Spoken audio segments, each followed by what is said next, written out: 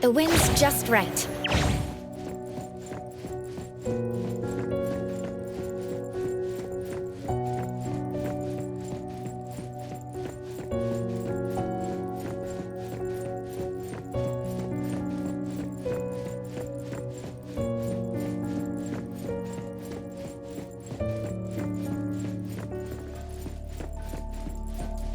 Perfect angle.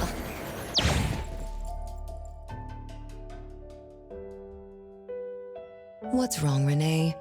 You haven't eaten much. Big Bro's cooking is great. I'm just not hungry. The Mighty King looks tired. He's not moving at all. Won't even sing anymore. Your little cricket? Yeah, my favorite one. Did the Mighty King die? He was still wiggling his whiskers around confidently yesterday. Or maybe he's just in a bad mood, like me. I don't know. In my garden, the cherry tree sprouts green buds, while my little Renee blooms with laughter. Each day, withered leaves drift down, returning to soil, resting peacefully with insects that will never sing again. Such is life, a circle without end. Don't be sad. You'll catch new crickets with shinier shells and better songs. But I want to play with the Mighty King. He's been with me for a long, long time. Is there anything after death? Will we die too? I know. It's a world where you're all alone.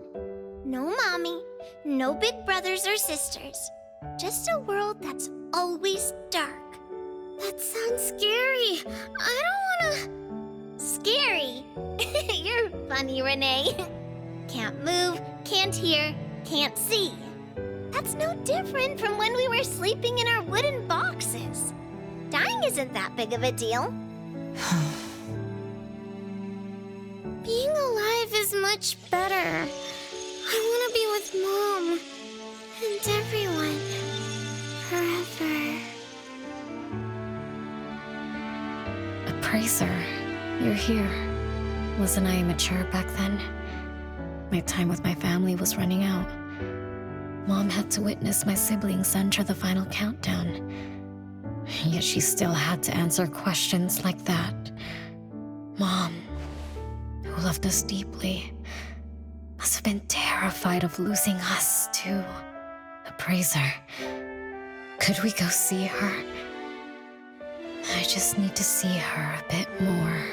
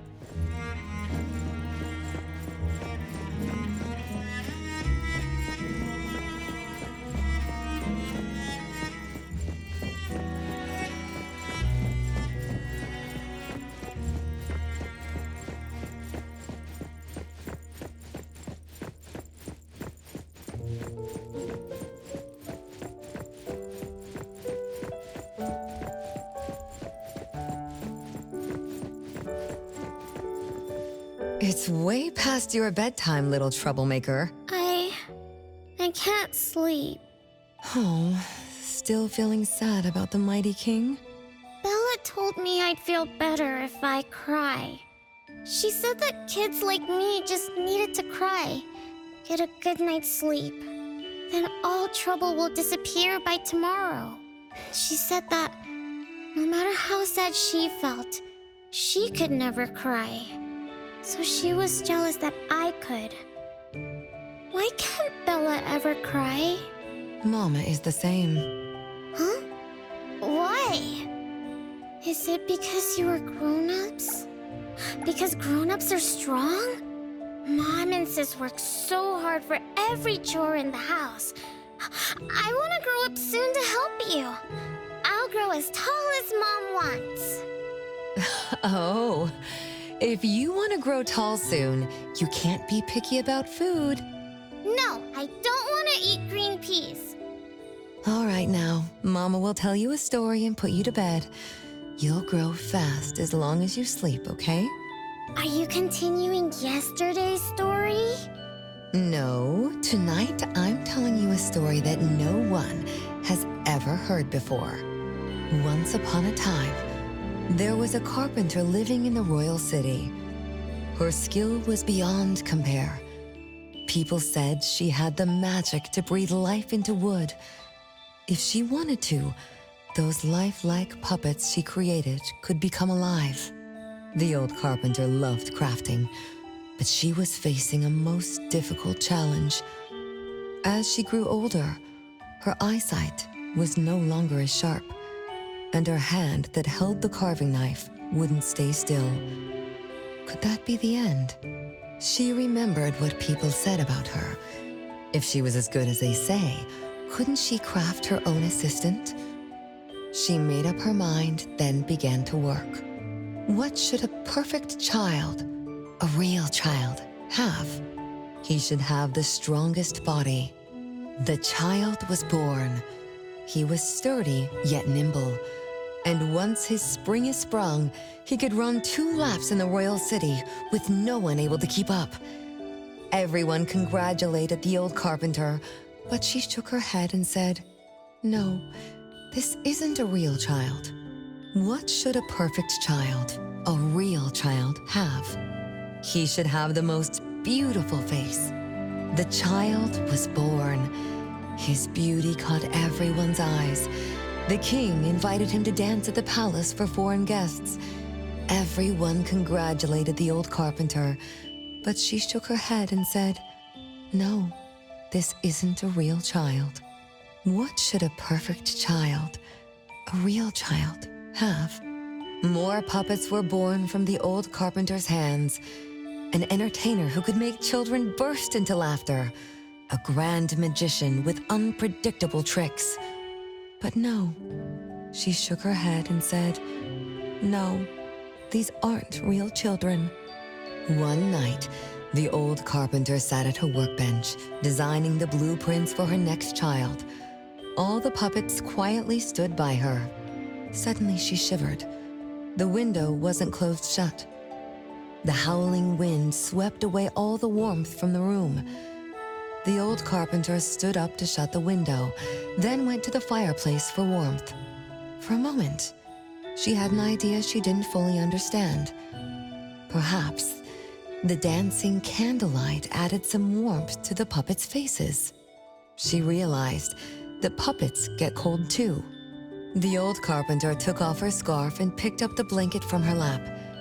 She made sure all the puppets were snug and warm, then went back to her table.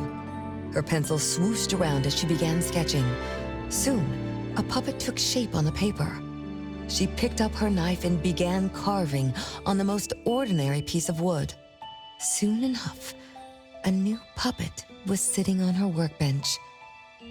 There was nothing special about it, but the old carpenter let out a satisfied sigh, as if she completed a masterpiece. She leaned down to kiss the puppet's forehead gently, just like an ordinary goodnight kiss from a mother. Then did the same to the other ones. After that, The old carpenter went to bed and slept peacefully. The next morning, she woke up with someone kissing her forehead. She opened her eyes to find a child, a real child, smiling at her. Whoa. Why did the last puppet turn into a real child? What magic did the old carpenter use? What do you think? I understand. A little.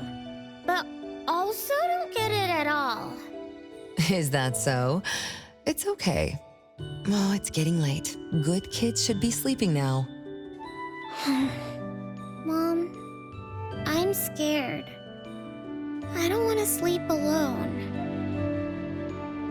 I'm worried that if I do, I won't see you and my... Isn't it better to be alive? You really are different from your siblings. Being alive is good. But what exactly makes it good? I can eat meals with my family, I'll play hide and seek, and listen to Mom's stories every night before I sleep. How wonderful! Mom, don't you think days like these are wonderful too? You're right. This is the best life being with you. The best times in Mama's life is when I spend time together with you, my family. No, it's not. When I grow up and can do so much more, that's when it'll be Mom's best time. By then, I'll be so tall that Mom will be surprised. I'll be able to reach whatever Mom needs to reach. Then I'm going to learn how to drive. I'll definitely be the first one in our family to drive. Once I learn, I'll take our whole family on picnics. When I grow up, I also want to... Mom.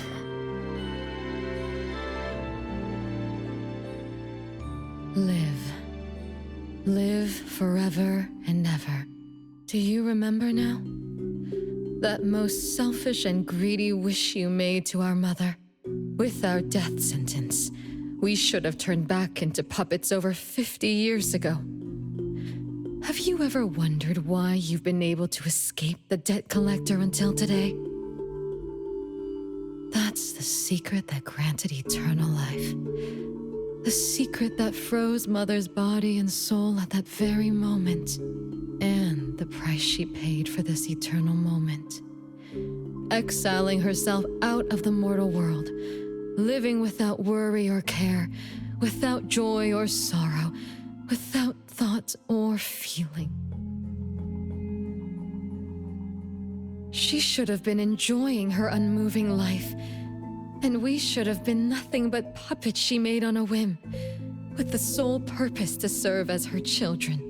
All we had to do was live under Mother's roof, love her, be loyal to her, and fulfill all her wishes. It should have been that way, even when faced with the registry, faced with the curse you invited.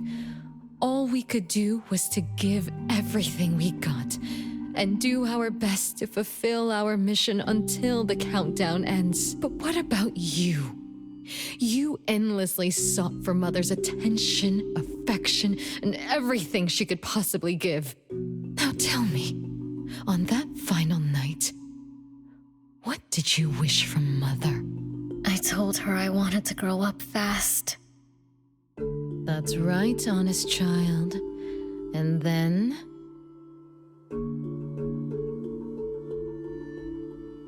So, Mom gave it to me. No, it shouldn't be like this. I didn't know. What have I done?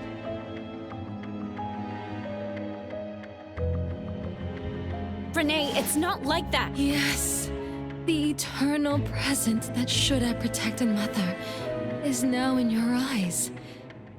You didn't just betray us, but also the person who loved you most. So tell me, how does that make you feel? Guilt? Regret? You don't need to apologize to me. We'll forgive you, and Mother will still love you. You're still our adorable little one, our innocent troublemaker. Forgive me? I can still earn your forgiveness? Mom? Yes. As long as you give up the eternal present, cleanse yourself of your greed for life, we will forgive you for the sins you committed. Come, Renee, my sister.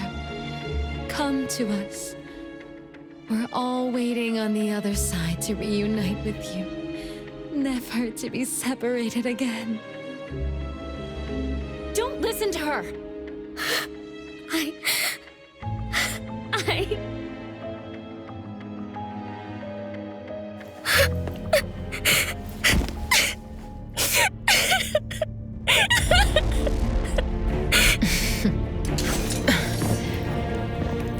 Who exactly are you?